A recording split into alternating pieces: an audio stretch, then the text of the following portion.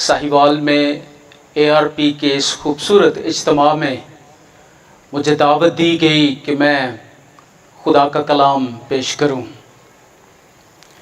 ये अपने लिए मैं एजाज़ और इस्तिकाक भी समझता हूं, क्योंकि खुदा के कलाम को खोलना, खुदावंद यीशु मसीह की अंजील को पेश करना नहायत ही अपने लिए इज़्ज़त, इस्तिकाक और एजाज़ समझता हूँ। मैं ARP की कन्वेंशन कमेटी के लिए भी शुक्रगुज़ार हूँ कि उन्होंने मुझे दावत दी कि मैं इस कन्वेंशन पर खुदा का कलाम पेश करूँ। उस सारी इज़्ज़त अफ़ज़ाई के लिए, उन सारे खूबसूरत अल्फाज के लिए और उन सारे दोस्तों के लिए जिन्होंने रिसीव किया, उनके लिए मैं दिल से खुदावंद का शुक्रगुज़ार हूँ। और सारा जलाल, सारी इज़्ज़त खुदावंद के ही नाम को जाए। आइए हम खुदावंद के कलाम की तरफ मतवज्जो हों। इस कन्वेंशन का जो मरकज़ी मज़मून है, जिस पर आज हम खुदा के कलाम की रोशनी में सीखेंगे, अलाही बरगज़ीदगी कि खुदा ने किस तरह से दुनिया के इंसानों में से जो है वो लोगों को चुना है, लोगों को बरगज़ीदा किया है, अपने लिए बुलाया है, मुकर्रर किया है। तो मैं इस मज़मून को जब खुदा के कलाम की रोशनी में देखने की कोशिश कर रहा था, तो एकदम से पैदाइश की किताब के 11वें बाब में हमें कुछ इस तरह का सीन, इस तरह का नज़ारा नज़र आता है कि वहाँ पर जो है वो कौमें, लोग ज़ुबानों में जो है वो तकसीम होते हुए दिखाई देते। बाबल के बुर्ज की कहानी, उसका वाक़या कलाम मुक़द्दस में हम बचपन से, संडे स्कूल से सीखते आ रहे। लेकिन जो पैदाइश की किताब का 11वां बाब है, वो हमें इस तरफ हमारी तवज्जो को मबजूल करता है, हमें सोचने पर मजबूर करता है कि वहाँ पर हमें लोग रुए ज़मीन पर परगंदा होते हुए दिखाई देते, बिखरते हुए दिखाई देते, तकसीम होते हुए दिखाई देते। लेकिन ये बात किस तरफ इशारा कर रही है? ये जो बाब है कलाम का, ये जो हिस्सा है, ये किस तरफ इशारा जो है वो कर रहा है? एक तरह से कि लोग खुदा से दूर जा रहे हैं, बिखर रहे हैं, स्कैटर्ड हो रहे और खुदा से दूर जा रहे। और इस तरह से लगता है खुदा और इंसानों के दरमियान एक अजीब किस्म की जो है वो खलीज है और दूरी पैदा हो गई है। लेकिन जो ही हम 11वें बाब से पैदाइश की किताब के 12वें बाब में दाखिल हो जाते हैं, तो वहां भी हमें एक अजीब मंजर दिखाई देता है कि उन बिखरे हुए लोगों में, तकसीम शुदा लोगों में से खुदा अजीब तौर से एक शख्स को चुनता, उसको अपने पास बुलाता है, उसको बुलावा देता है। एक तरह से हम कह सकते हैं कि खुदा उसको आवाज देकर बरगज़ीदा कर लेता है और उसे चुन लेता। वो शख्स अब्राम, जिसका नाम बुत परस्त, खुदा को जानता नहीं, सच्चे खुदा को कभी उन्होंने उसके बारे में सुना नहीं है। अजीब तरीके से खुदा उसको अपने पास बुलाता है, अपना मुकाशफा देता है, अपनी पहचान उसको दे देता है। और उसके बाद हम बाइबल की इस सारी जो आगे स्टोरी है, اور خدا کے کلام کا جو مکاشفہ ہے، جو حصہ بہ حصہ اور طرح طرح جو ہے وہ منکش ہو رہا ہے، کھل رہا ہے دنیا کے انسانوں پر، اور اس کے بعد ایک شخص سے خدا ایک قوم کی طرف جو ہے وہ بڑھتا ہے۔ ابراہیم سے خدا نے اس کو ابراہیم کا نام دیا، اور اس میں سے خدا نے ایک قوم کو چنا اور اپنے لیے جو ہے وہ برگزیدہ کیا، علیحدہ کیا۔ ان کو کہا کہ you are my chosen people, کہ تم میرے برگزیدہ لوگ ہو۔ اور استثنا کی کتاب کے 7ویں باب میں جو خدا کا بیان ہے اور جو کچھ خدا نے الفاظ استعمال کیے ہیں بنی اسرائیل کے لیے، وہ سن کر جو ہے بنی اسرائیل تو اپنے اوپر فخر کرتے ہیں، اور ان کا سر فخر سے بلند ہو جاتا ہے، اور وہ اس بات کو بھی ایک طرح سے کبھی کبھی گھمنڈ بھی ان کی زندگی میں آ جاتا ہے، جس طرح کے الفاظ خدا نے ان کے لیے استعمال کیے۔ اور یہ تھا کہ تو خداوند اپنے خدا کے لیے ایک مقدس قوم ہے۔ موسیٰ جس طرح سے خدا کی اس برگزیدگی کو بیان کر رہا ہے استثنا کی کتاب میں کہ تم مقدس ہو، پاک ہو،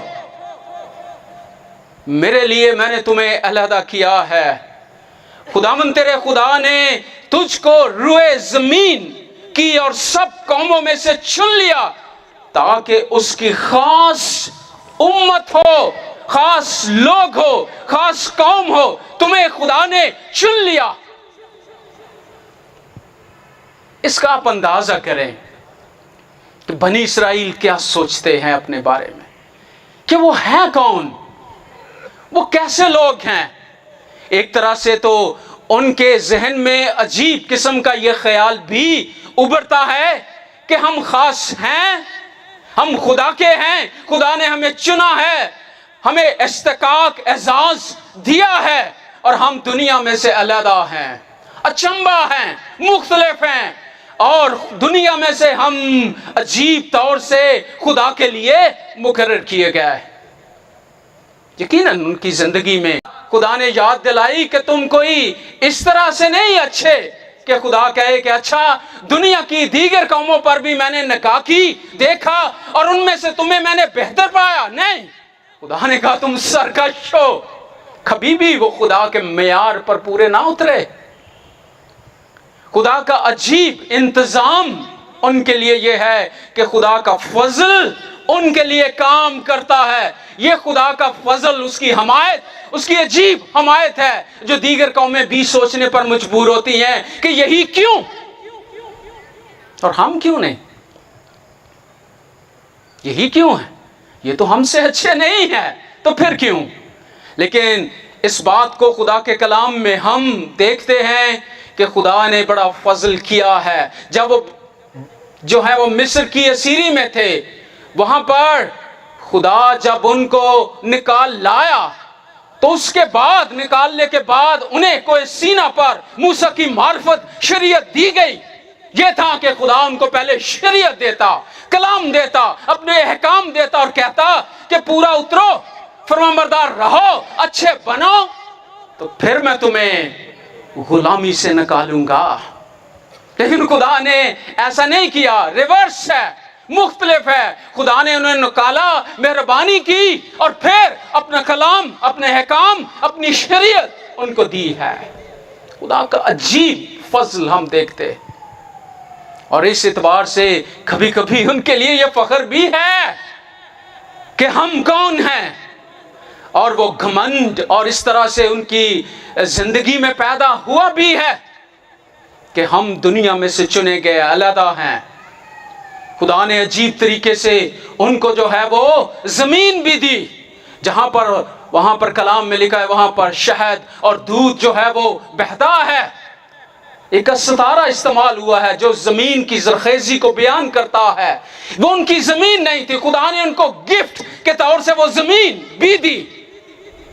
پھر انسان سوچتا ہے کہ یہ کیا ہوا، خدا کیا کر رہا ہے۔ خدا کے بارے میں دیگر اقوام کے یقیناً سوالات بھی اٹھتے ہیں، عجیب قسم کے خیالات بھی ابھرتے ہیں کہ کیا خدا اس طور سے ان کی زیادہ حمایت کر کے تو دنیا کی دیگر اقوام اور دیگر لوگوں کے ساتھ بے انصافی نہیں کر رہا، کہ صرف خدا انہی کو پیار کرتا ہے، انہی سے محبت رکھتا ہے، تو پھر ہم کون ہیں؟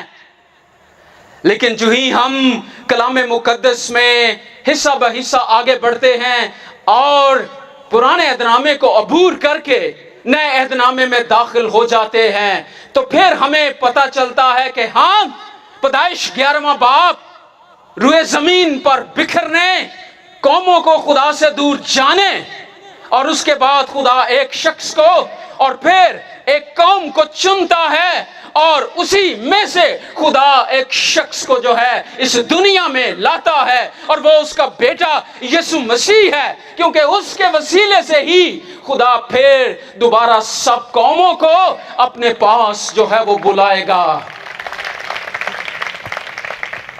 لے آئے گا، اور ہر ایک کو موقع ملے گا کہ وہ خدا کا برگزیدہ ہو سکے۔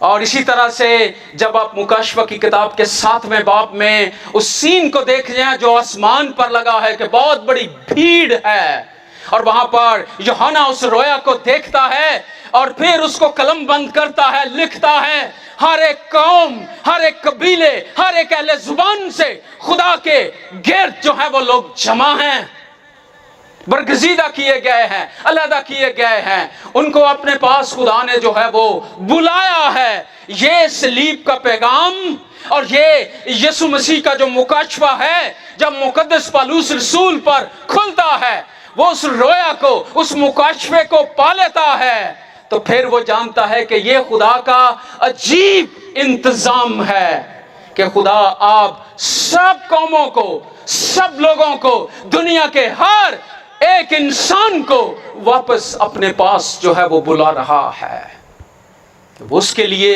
برگزیدہ ہو، اس کے لیے موقع ہو۔ نہیں تو میں اور آپ آج یہاں پر نہ بیٹھے ہوتے ہو، میں اور آپ نسلی طور پر تو یہودی نہیں ہیں، اسرائیلی نہیں ہیں، کیسے ہم خدا کے پاس آ سکتے؟ یہی خدا کا انتظام ہے، اور بائبل کا یہ مکاشفہ حصہ بہ حصہ کھلتا ہے، ان پیک ہوتا ہے، تو پھر ہمیں اس بات کا اندازہ ہوتا ہے کہ خدا کا کیا انتظام، کیا پروگرام ہے کہ خدا سب انسانوں کو اپنے پاس بلائے، ہر ایک کو موقع دے کہ وہ اس برگزیدگی کے عمل کو جو ہے وہ حاصل کر سکے، اس اعزاز کو، اس استحقاق کو۔ یہودی ربیوں کی کتابیں پڑھیں، ان کی روایات، اور خاص کر جو یہودی مرد تھے، حضرات تھے، وہ ایک صبح کی دعا کرتے تھے، مارننگ پریئر، اور اس میں وہ اس بات کو خصوصی طور سے ہر روز یاد کرتے اور خدا کے حضور بیان کرتے، آئے کائنات کے مالک بادشاہ، ہم تیرا شکر کرتے ہیں کہ تو نے ہمیں غیر قوم پیدا نہیں کیا ہے۔ غیر قوموں کو کبھی وہ ہیکل میں داخل بھی نہیں ہونے دیتے تھے، ان کا صحن بھی باہر تھا۔ ہاں، تم خدا پرست ہو سکتے ہو، خدا کے قریب جانے کے لیے تمہارا کوئی اعزاز اور استحقاق نہیں ہے، اور ابھی جو آثار قدیمہ کی کھدائی ہوئی ہے، ریسرچ ملی ہے کہ ہیکل میں بہت جگہوں پر انہوں نے کتبے لگا رکھے تھے۔ رومی حکومت کو بھی، کیسر کو بھی اس وقت انہوں نے بیان کیا تھا، ہاں غیر قومیں ضرور آئیں ہدیے لے کر، لیکن ہیکل میں داخل نہیں ہو سکتی، اور جو داخل ہوا وہی جو ہے وہ مارا جائے گا، اس کی سزا جو ہے وہ موت۔ لوگ سوچتے ہوں گے کیا ہے یہ صورتحال، اور اعمال 21ویں باب میں ہم دیکھتے ہیں کہ مقدس پالوس رسول کو بھی اسی جرم میں، اسی الزام میں انہوں نے گرفتار کیا کہ وہ ایک افسی شخص ترفمس کو انہوں نے ایک الزام لگایا کہ یہ ہیکل میں اس کو لے کر داخل ہو گیا ہے، وہ اسرائیلی نہیں ہے، اس کا یہ اعزاز اور استحقاق نہیں ہے کہ وہ خدا کے قریب آ سکے، خدا کے پاس آ سکے، اور اسی الزام میں وہ گرفتار ہوا۔ पौलुस भी जब खुदावंद के पास आया तो वो जब इस भेद को जानता है, समझता है, तो वो हैरान हो जाता है कि अब खुदा ने मसीह में ये सारा इंतज़ाम किया है कि हर कोई खुदा के पास जो है वो आ सकता है। और ख़ास तौर से गैर कौमें, जिनको वो कहते थे गैर कौम, जो तकसीम थी उस दुनिया की, यहूदियों को सिर्फ दो ही तरह से थी, हम खुदा के लोग और बाकी दुनिया खुदा के बगैर। यहूदी, गैर कौम, ज्यूज एंड जेंटाइल्स, यही तकसीम उनकी थी। और इस एतबार से वो खुदा के हुजूर अपने आप को जो है वो समझते थे कि हम बहुत ज़्यादा जो है वो खुदा के करीब हैं, हम खुदा के लोग हैं, और खुदा ने हमें जो है वो ख़ास तौर से अपनी उम्मत, अपने लोग जो है वो बनाया है। लेकिन जब पौलुस रसूल इस भेद को समझ पाया है तो फिर आप उसका इफिसियों का ख़त पढ़ें, और उसके साथ साथ जो है वो ख़ास तौर से कलूसियों का ख़त, ये उसके कैद के खतूत हैं, और इनको जब पढ़ते हैं तो वो इस बात को गैर अक़वाम को भी याद दिलाता है। वो कहता है तुम कौन थे, क्या थे, तुम खुदा से दूर, ना उम्मीद, खुदा के वादों से खारिज, और हर तरह से खुदा की जिंदगी से खारिज थे। लेकिन मसीह के वसीले से, मसीह के लहू से, मसीह के खून से, उसकी सलीब के वसीले से अब तुम्हें उसने क्या बना दिया है, तुम क्या बन गए हो, क्या थे और क्या बन गए हो। और देखें कि वो अल्फाज कैसे इस्तेमाल करता है। कलूसियों के ख़त के 3 बाब में वो उनको याद दिलाता है। वो कहता है बस खुदा के बरगजीदों, वो कहता है you are also the chosen people, तुम भी खुदा के चुने हुए हो, बरगजीदा हो, अलहदा किए हुए लोग हो। खुदावन ने तुम्हें चुन लिया, तुम भी खुदा के जो है वो लोग हो। और इस एतबार से गैर कौमों के लिए, जिनको वो नामख्तून कहते थे, जिन्हें वो गैर कौमें कहकर, जेंटाइल कहकर, एक तरह की गाली के जरिए से, ये उनकी नफरत और तज़हीक के अल्फाज थे जिससे वो दूसरों को याद करते थे। लेकिन पौलुस रसूल इस भेद को, इस मुकाशफे को जब जान गया, वो इसको खोलता है और इसका प्रचार करता है। और इसके लिए उसने कितने दुख, कितनी मुसीबतें बर्दाश्त की, लेकिन वो इस पैगाम को लेकर गली गली, कूचे कूचे, शहर शहर और रोमी सल्तनत के चारों तरफ जो है वो घूम गया ताकि वो उस खुशखबरी को दे सके। वो कहता है कि तुम कौन हो, कहता है तुम खुदा के बरगजीदा हो, चोजन पीपल हो, और तुम खुदा के लिए जो है वो अलहदा किए गए हो। और फिर उनके लिए अल्फाज इस्तेमाल करता है कि तुम पाक हो, तुम होली हो, तुम पाक हो। और जब हम इंसान होते हुए अपनी पाकीज़गी पर गौर करते हैं तो हम देखते हैं कि कैसे, लेकिन रसूल इस बात को याद दिला रहा है कि मसीह की सलीब ने, मसीह के कीमती लहू ने तुम्हें धो दिया है, तुम्हें पाक और साफ कर दिया है। और एक राइटर कहता है कि जब हम कहते हैं कि मुकाशफा की किताब में कि सफ़ेद जामे पहने हुए बड़ी भीड़ जो है वो खुदा के तख्त के सामने, बरे के सामने जो है वो हाजिर है, हमें इसलिए पाक और साफ और सफ़ेद जामे हम पहन सकते हैं क्योंकि मेरे और आपके लिए किसी ने लाल जामा, लहू से जो है वो भरा हुआ जामा उसने पहना है। 2000 साल पहले ये वाक़या हुआ है तारीख में, पैशन ऑफ क्राइस्ट। अगर आपने वो मूवी जो है वो फिल्म देखी है जो मसीह की सलीबी मौत को जो है वो डिपिक्ट करती है, बयान करती है, और उसमें इस बात को दिखाया गया है किस तरह से वो लहू लहान हो गया मेरे और आपके लिए, ताकि मुझे और आपको वो पाक करे, साफ करे और पाक करके हमें खुदा के हुजूर पेश करे। और कहता है रसूल तुम बरगजीदा हो, अलहदा किए गए हो और पाक हो, क्योंकि उसने हमें अपने लहू से जो है वो पाक किया है। और फिर उनके लिए तीसरा वो जो टाइटल है वो कहता है तुम अजीज हो, प्यारे हो, डियर वंस हो, ऐसे हो जिनसे खुदा मोहब्बत रखता है। और इसलिए रसूल उनको याद दिला रहा है, खास तौर से गैर अक़वाम को, तुम क्या थे, क्या बन गए, बरगजीदा हो, पाक हो और खुदा के प्यारे।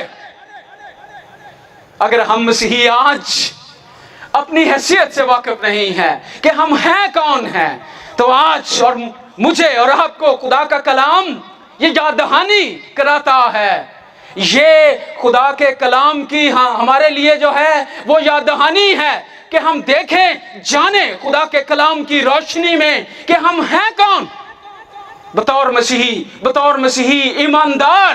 ہم ہیں کون، ہماری حیثیت کیا ہے. اور یہ خدا کا کلام آج میرے اور آپ کے لیے ہماری حیثیت کو کہ یہ ہمارا آئی ڈی کارڈ ہے، شناختی کارڈ ہے. اگر ہم باہر جائیں تو پاسپورٹ لے جاتے ہیں، اپنے ملک میں زیادہ ہم شناختی کارڈ، اپنی شناخت جو ہے وہ پیش کرتے ہیں. ہم ہیں کون؟ پاکستانی ہیں. لیکن یہاں پر رسول ہماری روحانی شناخت کو، آئی ڈی کارڈ کو پیش کرتا ہے کہ ہم یہ شناختی کارڈ اپنے ساتھ رکھتے ہیں. ہم برگزیدہ ہیں، چوزن ہیں، علیحدہ کیے گئے ہیں. خدا نے ہمیں چن لیا ہے، ہم پاک ہیں اور ہم خدا کے پیارے ہیں. What identity. میں اور آپ آج خوشی سے لبریز کیوں نہ ہو جائیں، کیوں نہ ہم خدا کا شکر کریں کہ ہم ہیں کون، ہماری شناخت کیا ہے اور کس طرح سے خدا نے ہمیں چنا ہے، علیحدہ کیا ہے، برگزیدہ کیا. یہ ہمارا استحقاق ہے، ہمارا اعزاز ہے، ہماری شناخت ہے. اس کے لیے ہم خدا کا شکر کرتے ہیں. لیکن رسول یہاں تک صرف جو ہے وہ نہیں رہتا ہے. اب وہ کہتا ہے کہ ہاں اعزاز تو ہے، استحقاق تو ہے، حیثیت تو ہمیں بتائی گئی ہے، ہماری شناخت ہمیں بتائی گئی ہے کہ ہم کون ہیں. لیکن اب وہ جس بات کی طرف کلیسیا کے اس وقت، کلوسے کی کلیسیا، اس کے ایمانداروں کو اور آج مجھے اور آپ کو اور پاکستان کی کلیسیا کو، سہیوال کی کلیسیا کو یہ یاد دلانا چاہتا ہے کہ یہ شناخت ہے، اعزاز ہے، استحقاق ہے، لیکن اس کے ساتھ ایک بڑی ذمہ داری بھی جڑی ہوئی ہے. اور اس ذمہ داری کی طرف کہ ہم کیسے دنیا کو بتا سکیں پاک کیا ہے، ہم خدا کے پیارے ہیں، کیسے ثابت کریں دنیا کو کہ ہم خدا کے لیے برگزیدہ، پاک اور پیارے. اور اسی ذمہ داری کو وہ جو ہے وہ کھولتا ہے کہ تم کیسے بتاؤ گے، کیسے دنیا جانے گی، دیکھے گی کہ تم خدا کے خاص لوگ ہو. خدا نے تمہیں چن لیا ہے، اپنے لیے جو ہے وہ علیحدہ کر لیا ہے. اس کے لیے تمہیں اس ذمہ داری کو جاننے اور سمجھنے کی ضرورت ہے.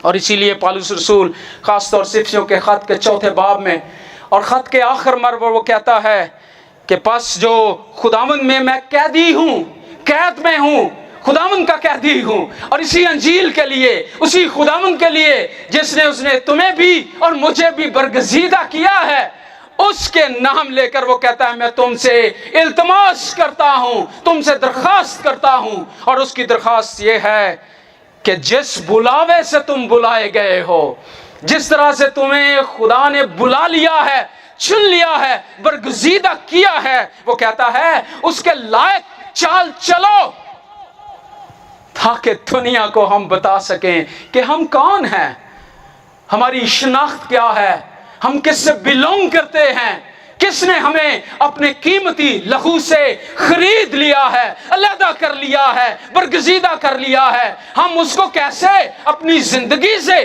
پیش کر سکتے. چند باتیں میں اختصار کے ساتھ اس ذمہ داری کے تعلق سے آپ کے سامنے رکھنا چاہتا ہوں. ان آیات میں پالوس نے جس طرح سے ان کے سامنے وہ باتیں پیش کی ہیں کہ جس طرح سے تم بلائے گئے ہو اب اس کے لائق چال بھی چلو.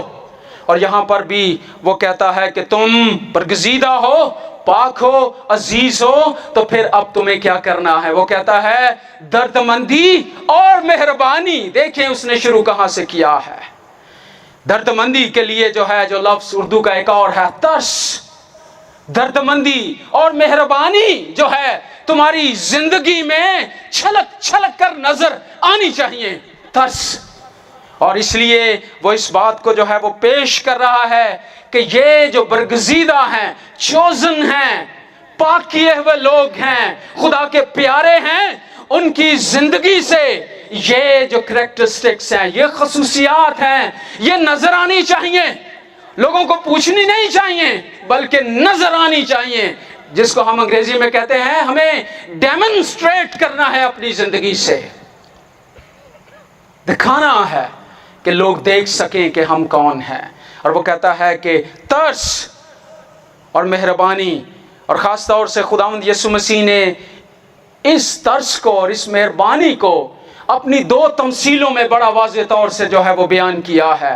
ایک لوکا کی انجیل کے 10ویں باب میں نیک سامری کی تمثیل، اور آج جب ہم ساہیوال میں آئے اور مشن ہاسپٹل میں انہوں نے ہمیں کچھ ٹھہرنے کے لیے جو ہے وہ ہماری جو ہے وہ انتظام کیا کمیٹی نے، اور جو ہی ہم اندر انٹر ہوئے تو وہاں پر وہ مجھے نیک سامری کی وہ بڑی تصویر جو ہے وہ نظر آئی، اور مجھے خداوند کی یہ تمثیل بار بار یاد آتی ہے، اور کس طرح سے خداوند نے اس میں اس سامری کو جو پیش کیا ہے کہ ایک شخص جو ہے وہ ڈاکوؤں میں گھر گیا، لوگ اس کو مارا اور بری طرح سے جو ہے وہ اس کے ساتھ سلوک کیا، پھر وہاں پر کہن آیا، لاوی آیا، اور وہاں پر لکھا ہے اس نے دیکھا اور دیکھ کر کترا کر چلا گیا۔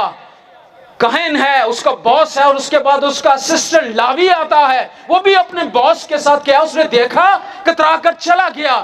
لیکن اس کے بعد خداوند نے جو شرع کے عالم کو تعلیم دی ہے کہ کس طرح سے ایک سامری جس سے یہودی نفرت کرتے ہیں، جس سے وہ کبھی بھی اس بات کی جو ہے توقع نہیں کر سکتے کہ یہ شخص بھی اچھا ہو سکتا ہے، اس نے کیا کیا، اس نے دیکھا، وہی کام کیا جو کہن اور لاوی نے کیا، لیکن دوسرا کام اس سے بالکل مترادف ہے۔ اس نے دیکھا اور اس کو اس شخص پر ترس آیا، رحم آیا، مہربانی آئی، اور پھر اس نے اس کے زخموں کو دھویا۔ ملک پاکستان میں جتنی بھی صحت کی خدمت ہوئی ہے، مسیحیوں نے کی ہے، وہ اس بات کی کہ ہمارے خداوند کو بھی وہ بھیڑ کو دیکھتا ہے، اس کو ترس آتا ہے۔ مرکز کی انجیل کا 4 باب 5واں 6واں باب پڑھے، وہاں پر 2 واقعات ہیں، ایک دفعہ 5000 کو اور ایک دفعہ جو ہے 7000 کو، اور وہاں پر خداوند نے ترس کھایا ہے، لوگوں پر رحم کیا ہے، اور اس نے اپنے شاگردوں کو کہا کہ تم ہی کچھ ان کو کھانے کو دو۔ ان کی زندگی میں خداوند کی زندگی خود ترس سے بھری ہوئی ہے، اور خداوند نے اس ترس کو اپنی زندگی میں جو ہے وہ ڈیمونسٹریٹ کیا ہے۔ اور پھر ہم لوکا کی انجیل کے 15ویں باب میں بھی دیکھتے ہیں کہ وہاں پر خداوند نے مصرف بیٹے کی تمثیل پیش کی ہے، اور وہاں پر وہ شخص، وہ بیٹا جو باپ کا بہت نقصان کر کے گیا ہے، اس نے باپ کی زندگی کو جو ہے ایک طرح سے اس کو موت میں جو ہے وہ بدل دیا۔ اور جب ہم وہاں پر جو جائیداد ہے، مال و ثواب ہے، اس کے لیے جو الفاظ یونانی کے اصل متن میں استعمال ہوئے ہیں وہ ہے بایوس، زندگی، یعنی وہ اپنے باپ کی زندگی مانگتا ہے کہ تو مجھے دے دے۔ ایک طرح سے اس نے اپنی زندگی میں ہی اپنے باپ کو جو ہے وہ موت کے سپرد کر دیا ہے۔ لیکن وہ باپ اتنی تضحیق کے بعد بھی جب اسے دیکھتا ہے وہ دوڑتا ہے، کیونکہ اس کو دیکھ کر اس پر کیا آیا، ترس آیا، رحم آیا۔ اور یہ خداوند نے اس بات کو جو ہے وہ پیش کیا ہے کہ یہ رحم اور ترس جو ہے، یہ جو مسیح کے برگزیدہ ہیں، جو اس کے چنے ہوئے لوگ ہیں، ان کی زندگی میں یہ باتیں جو ہے وہ نظر آنی چاہیے۔ اور اسی طرح سے مہربانی جو وہ پیش کرتا ہے کہ ترس اور مہربانی دونوں کمپینین ہیں، اکٹھے چلتے ہیں، ترس اور مہربانی، اور یہ مسیحیوں کا خاصہ ہونی چاہیے۔ کسی کو سکھانے کی بات نہیں ہے، بلکہ ہماری زندگی سے چھلک چھلک کر نظر آنی چاہیے۔ کیوں؟ کیونکہ یہ جو برگزیدگی ہے، یہ جو پاک کیے گئے ہیں، یہ جو خدا کے پیارے ہیں، ان کی زندگی کا یہ خاصہ ہے کہ ان کو یہ ذمہ داری دی گئی ہے کہ ان کی زندگی میں یہ باتیں نظر آئیں۔ جب میں اور آپ خدا کے کلام کی روشنی میں اپنی زندگی کا جائزہ لیتے ہیں تو کبھی ہم شرمندہ بھی ہو جاتے ہیں کہ خداوند تو نے ہمیں اعزاز اور استحقاق تو دیا، شناخت دی، اور ہم اس کے لیے تیرا شکر کرتے ہیں، لیکن اس طرح سے ہم ڈیمونسٹریٹ نہیں کر سکے اپنی زندگی سے اس شناخت کو اور اس برگزیدگی کو، اس علیحدہ کیے گئے ہوئے اعزاز کو ہم پیش نہیں کر سکے۔ یہ ہمارے لیے سوچنے کا مقام بھی ہے کہ ہم اعزاز تو رکھتے ہیں، لیکن ہمیں جس کے لیے بلاوا دیا گیا ہے، جو بلاہٹ ہے، اس کو بھی ہمیں جاننے کی جو ہے وہ ضرورت ہے۔ اور اس کے بعد آگے وہ خاکساری اور فروتنی اور حلم کی بات کرتا ہے کہ یہ بھی خاصا ہونا چاہیے۔ خاکساری، اور یہاں پر دکھاوے کی خاکساری کی بات نہیں کی گئی۔ دکھاوے کی خاکساری، دکھاوے کی فروتنی صرف لوگوں کو، ہم دنیا کو، لوگوں کو ڈسیو کر سکتے ہیں، دھوکہ دے سکتے ہیں اپنے دکھاوے سے، اپنی خاکساری سے۔ ہم کتنے حلیم اور فروتن ہیں، لیکن خدا کو نہیں دے سکتے، کیونکہ وہ دلوں کو جانتا ہے، دلوں کو جانچتا ہے۔ اور اسی دکھاوے کی خاکساری کو خداوند نے سب سے زیادہ تنقید کی ہے۔ اس نے فقیوں اور فریسیوں کو، خاص طور سے جب ہم متی کی انجیل میں دیکھتے ہیں کہ خداوند نے کس طور سے جو ہے وہ ان فقیوں اور فریسیوں کو کہا، اس نے کہا تم سفیدی پھری ہوئی قبریں ہو، اوپر سے تو سفیدی ہے، وائٹ واش ہے، لیکن اندر کیا ہے؟ تعفن برا ہے۔ کیونکہ خداوند ان کے دل کو جانتا ہے کہ یہ دکھاوے کی جو ہے وہ خاکساری ہے۔ لیکن خداوند نے جس خاکساری، حلیمی اور فروتنی کا تقاضا کیا ہے، اس کے لیے مجھے اور آپ کو جو ہے وہ جاننے کی ضرورت ہے۔ اور فلپیوں کے خط کے دوسرے باب میں خاص طور سے فلپی کی کلیسیا کو پالوس رسول مسیح کی جو ہے وہ حلیمی فروتنی یاد دلاتا ہے کہ تم کس کے پیچھے چل رہے ہو، کس نے تمہیں یہ شناخت دی ہے، وہ کون ہے؟ اس کی حلیمی اور فروتنی کو یاد کرو۔ اور وہ کہتا ہے کہ بے جا فخر کے باعث کچھ نہ کرو، بلکہ فروتنی سے ایک دوسرے کو اپنے سے بہتر جانو۔ اور پھر دوسرے کرنتھیوں کے خط کے 10ویں باب میں بھی پالوس رسول کرنتھس کی کلیسیا کو یاد دلاتا ہے کہ مسیح کا حلم، مسیح کی حلیمی، مسیح کی جو فروتنی ہے، وہ میں تمہیں یاد دلاتا ہوں، وہ تمہارے سامنے رکھتا ہوں۔ اور اس نے اس کی مثال دی ہے کہ وہ کیا تھا؟ وہ عرش سے آیا، وہ آسمانی تھا، وہ میرے اور آپ کے لیے، دنیا کے انسانوں کے لیے وہ فرش پر انسان بن گیا۔ انسان بھی نہیں بنا بلکہ خادم بن گیا۔ خادم بھی کیسا بنا؟ فرمانبردار خادم۔ اور پھر وہ موت تک چلا گیا۔ موت بھی کیسے گوارا کی؟ صلیبی موت۔ اس کی فروتنی اور حلیمی کو وہ یاد دلاتا ہے، انسان بن کر خادم، فرمانبردار، موت اور صلیبی موت اس نے جو ہے وہ گوارا کی ہے۔ اور اس کی حلیمی اور فروتنی کے ماڈل کو، نمونے کو رکھتا ہے۔ یہ وہ نمونہ ہے، یہ وہ ماڈل ہے جو مجھے اور آپ کو اپنے سامنے رکھنا ہے۔ کلیسیائی لیڈرز، کلیسیائی لوگ بہت دفعہ کبھی کبھی ہم تنقید بھی کرتے ہیں کہ کیسا نمونہ ہے، لیکن مجھے اور آپ کو رسول یاد دلا رہا، وہ یہ نہیں کہہ رہا کہ میرا نمونہ، وہ کہتا ہے مسیح کہ اس نمونے کو یاد کرو جو اس نے مجھے اور آپ کو جو ہے وہ دیا ہے۔ اور ہر ایک مسیحی کو اپنے خداوند کے نمونے کو، اس کے ماڈل کو اپنے سامنے رکھنے کی ضرورت ہے۔ حلیمی اور فروتنی کا وہ درس اس نے مجھے اور آپ کو دیا ہے جس کا ہم اندازہ بھی نہیں کر سکتے۔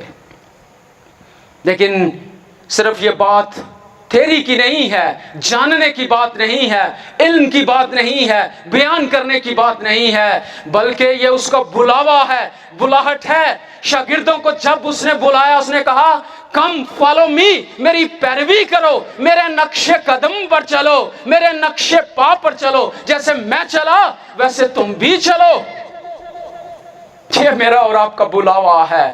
اس نے ہمیں بلایا ہے، برگزیدہ کیا ہے، علیحدہ کیا ہے، پاک کیا ہے، ہم اس کے پیارے بن گئے۔ لیکن یہ بلاوا ہے، یہ بلاہٹ ہے کہ ہم اپنے خداوند کے نقش قدم پر چلیں گے۔ لیکن میں اور آپ کس کے نقش قدم پر چل رہے ہیں؟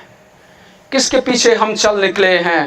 ہم نے جس کے لیے اس کو اپنا خداوند، اپنا مالک مانا ہے، اور اس نے ہمیں یہ آزاد برگزیدگی کا دیا ہے، ہمیں اس بات کو جاننے کی ضرورت ہے کہ وہ کیسے چلا۔ اور اسی بات کو یہاں پر پالوس رسول اس بات کو یاد دلاتا ہے جب وہ آگے چل کر مسیح خداوند کے جو ہے وہ تحمل کو بھی پیش کرتا اور اس کے جو ہے وہ معاف کرنے والے جو ہے وہ دل کو پیش کرتا ہے کہ وہاں پر وہ کہتا ہے کہ جیسے خداوند نے تمہارے قصور معاف کیے ہیں، جیسا اس نے تحمل کیا ہے، جیسے اس نے مہربانی کی ہے، جیسے اس نے ترس کھایا ہے، ہمیں بھی اسی طرح سے اس کے پیچھے پیچھے چلنے کی جو ہے وہ ضرورت ہے۔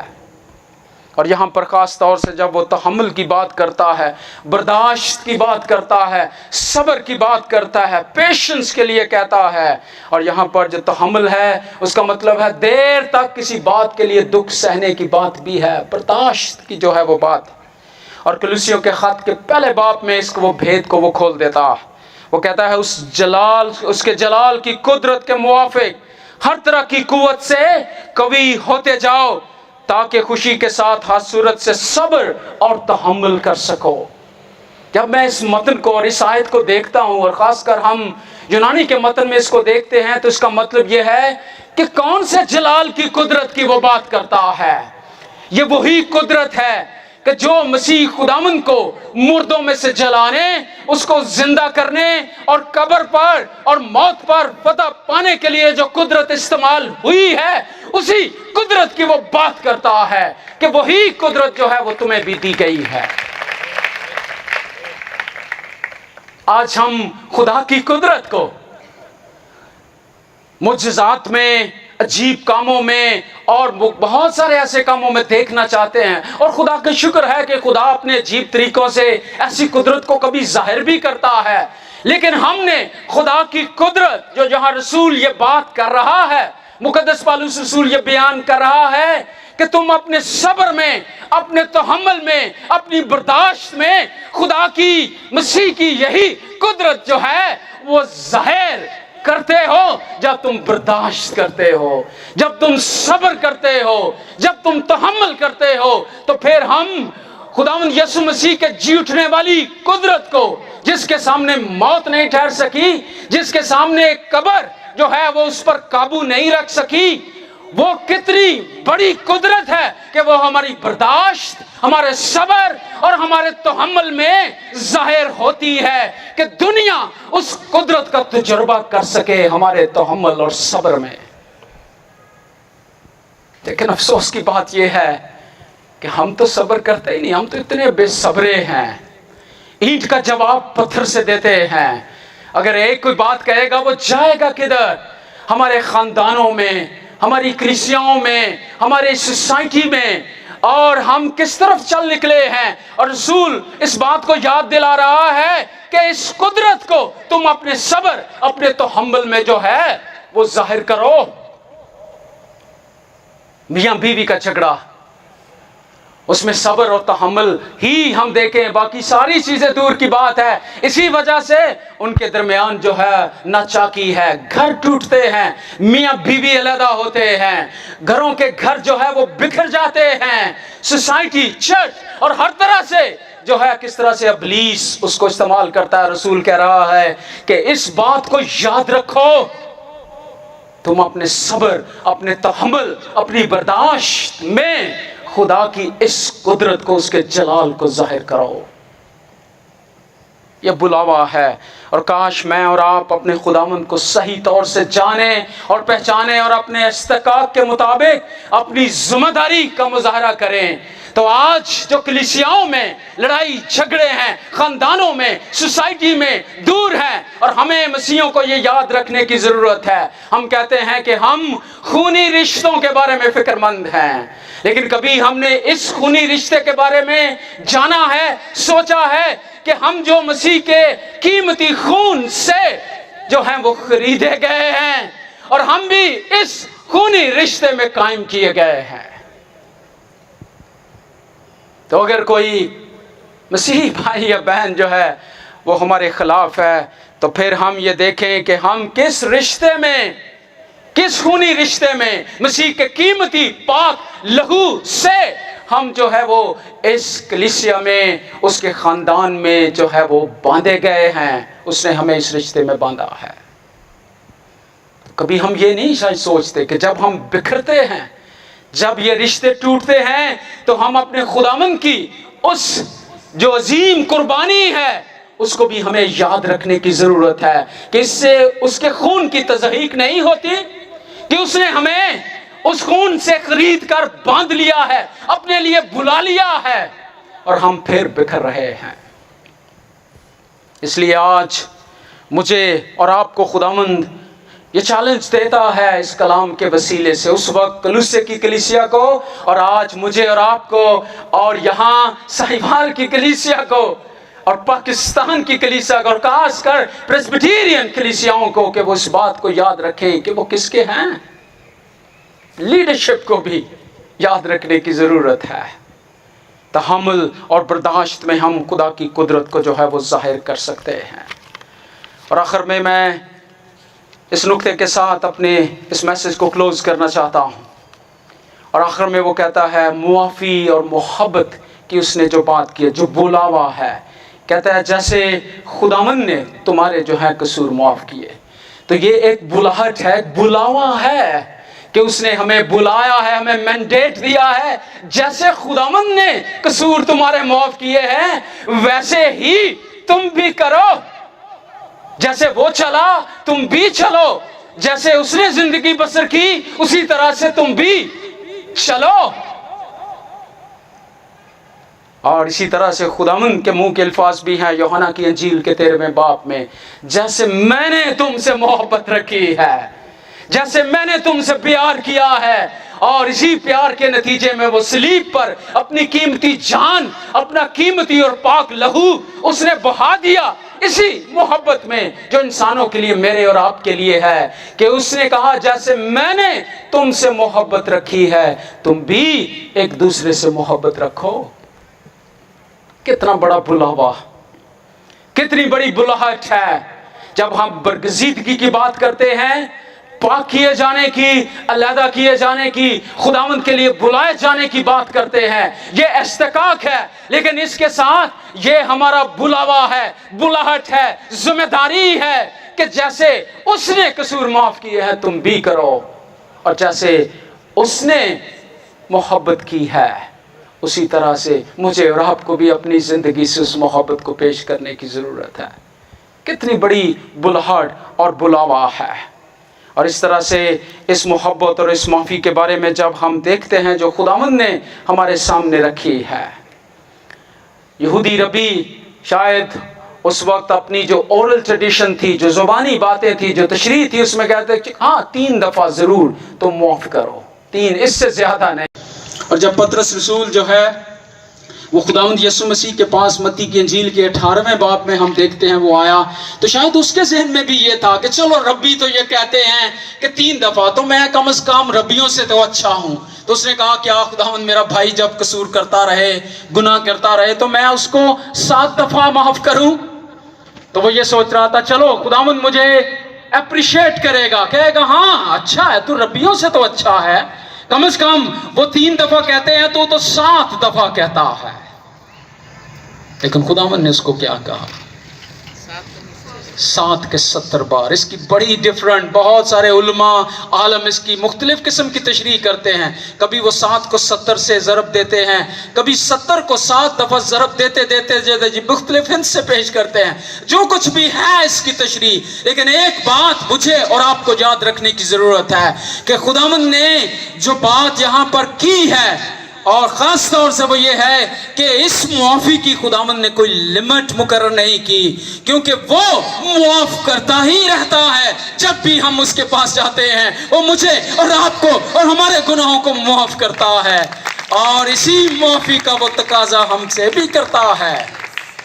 जैसे उसने तुम्हारे कसूर मुआफ़ किए हैं तुम भी एक दूसरे के कसूर जो है वो माफ़ करो। कितना बड़ा बुलावा है। अगर आज हम अपने खुदावंद के इस बुलावे को, इस बुलाहट को हकीकी तौर से समझ पाएं, तो कौन सी बात कलीसियाओं के अंदर मोहब्बत की कमी को जो है वो देखती है, कौन सी बात हमें एक दूसरे से जुदा करती है, कौन सी बात हमें सुलह से दूर लेकर जाती है, कौन सी बात हमें मियाँ और बीवी को दोबारा से आपस में रेकन्सिलिएशन और आपस में सुलह करने से रोकती है।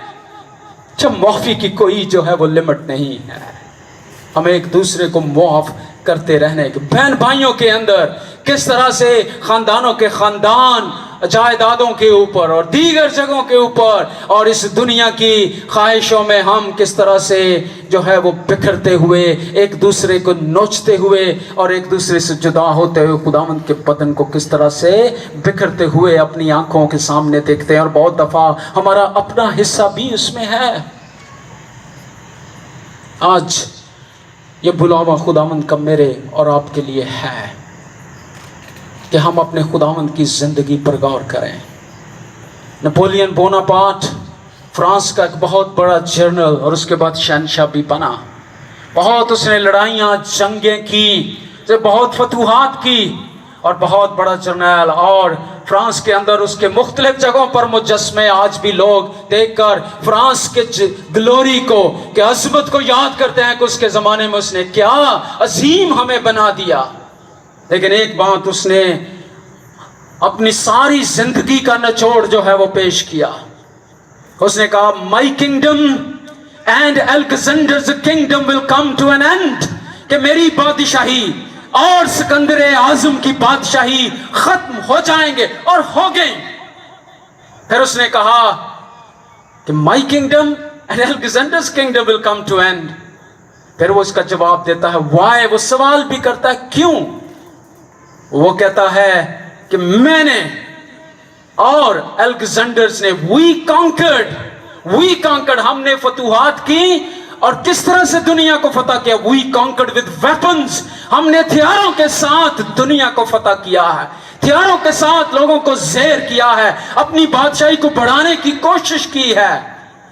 But Jesus kingdom will never come to an end, لیکن یسوع مسیح کی جو بادشاہی ہے وہ کبھی ختم نہیں ہوگی۔ پھر وہ سوال کرتا وائی، کیوں نہیں ہوگی؟ پھر اس نے کہا ہم نے ہتھیاروں کے ساتھ فتح کیا ہے، but Jesus conquered the world with love and forgiveness, اس نے محبت کے ساتھ اور معافی کے ساتھ دنیا کو فتح کیا۔ اس لیے مسیح کی بادشاہی جو ہے وہ کبھی ختم نہیں ہوگی، اور میں اور آپ اس کی بادشاہی کے لوگ ہیں، برگزیدہ ہیں۔ ہمیں اس نے بلایا ہے کہ ہم اس کی بادشاہی کو کیا کریں؟ وسعت دیں، اس کی بادشاہی کا پرچار کریں، اس کو پیش کریں اپنی زندگی سے۔ اور یہی بلاوا میرے اور آپ کے لیے ہے کہ آج ہم اپنی زندگی کا جائزہ لیں کہ ہم کس طور سے اپنی زندگی سے اس برگزیدگی کو جو اس نے ہمیں چنا ہے، مقرر کیا ہے، پاک کیا ہے، ہمیں کہا ہے you are my loved ones, تم میرے پیارے ہو، عزیز ہو، کس طرح سے ہم اپنی زندگی سے اپنے خداوند کو پیش کر رہے ہیں۔ آئیے اس بلاوے کو یاد کرتے ہوئے اپنے خداوند کے حضور جھکیں اور دعا کریں۔